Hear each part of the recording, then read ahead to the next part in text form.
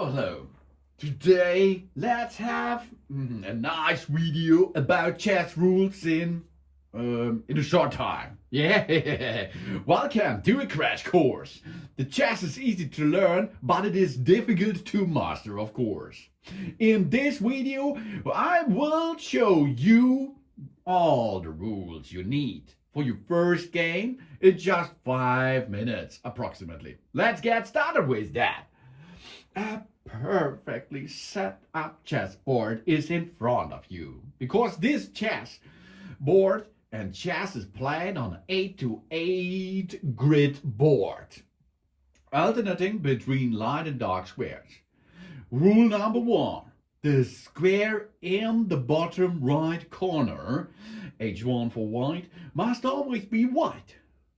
The goal of the game is to checkmate the opponent's king, to attack it in any way that it cannot escape. And the king is the ruler on the board. Yeah, of course. But the underground ruler, of course, is the lace, the queen as well. Of course, yes. Like in the real life, eh? Each player starts with 16 pieces. One king. The king is a king. One queen. Each one gets a queen of it. Of course, yes. The important piece, the most important piece is the king. But the king is the weakest as well, of course. It moves only one square. Yes, of course. Yep. Okay. You know that. That means let's have a look what's going on with each figure. Let's start with the king. As I said before, the king is the king, yeah? But it is weak, really. The movement of the king is possible in tiny little steps, okay? It moves only one square in any direction. That means if you stand there, you can only navigate one movement. That's done with the king. The queen. The queen is the best, of course. The best on the hood, the best in town. Because the queen is the strongest piece. It moves any numbers of squares straight, and there it comes, horizontally and vertical. And diagonally. Okay, you stay here, can move like that. But you also can move like that way. Really important, really nice figure, of course. The best on the market, eh? Let's go to the next. This is the rook and the bishop. Okay, you see this? The rook and the bishop as well. Because these are important pieces on the battlefield too. The rook moves any numbers of squares, but only straight. Okay?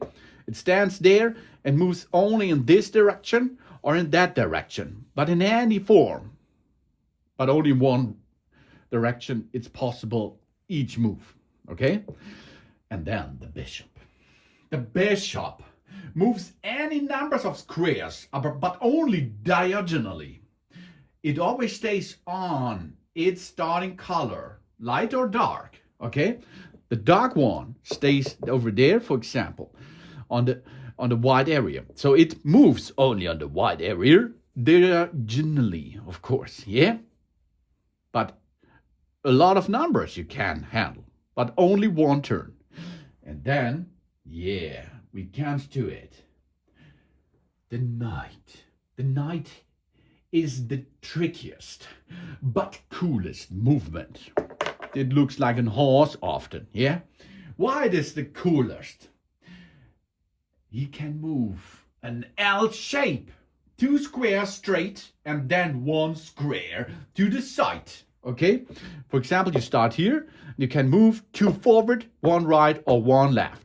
That means if there are people on the straight area there, you can jump over it. but do not kill them, yeah?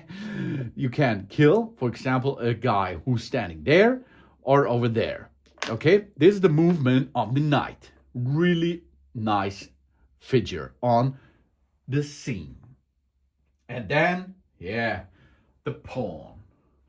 The pawn is a good figure too as well, of course. The pawn is the foot soldiers. It normally moves only one square forward. On its very first move, it may optionally move 2 squares. Okay, if it stands here in the grid, you can go 2 if you like. You can also get only 1. After this, you can move forward. Move forward. But there's something else. You can kick. You can kill. It captures diagonally 1 square forward.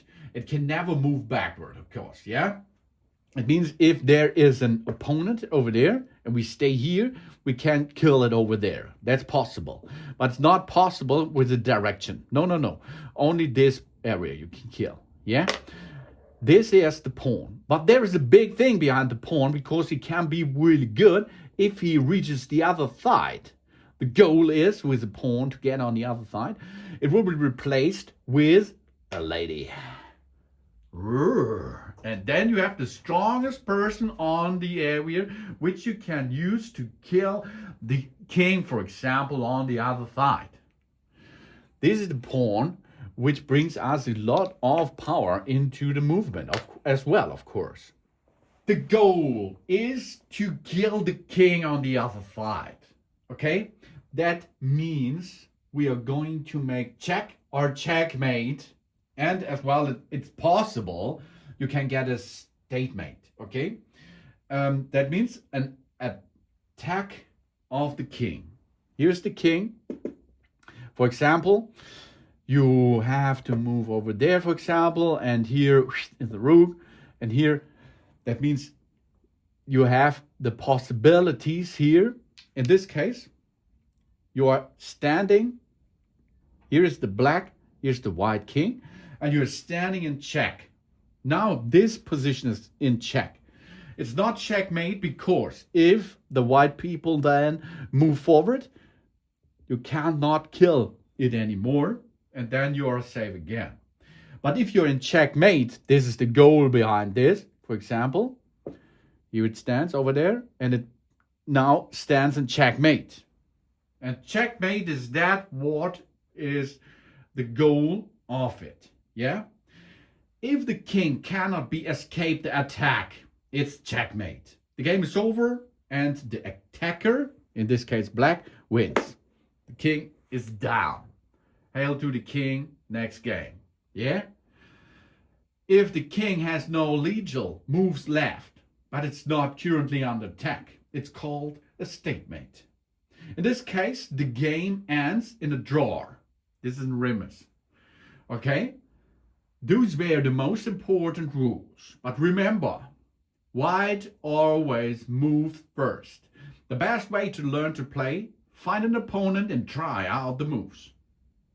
Did this video help you? Then give the number a thumb up and subscribe to my channel to more nice, awesome videos. Which piece do you think is the strongest on the scene? Let me know in the comments. Thanks for watching. Please subscribe me. Give me a positive feedback and I hope to see you again on my channel. Dun dun.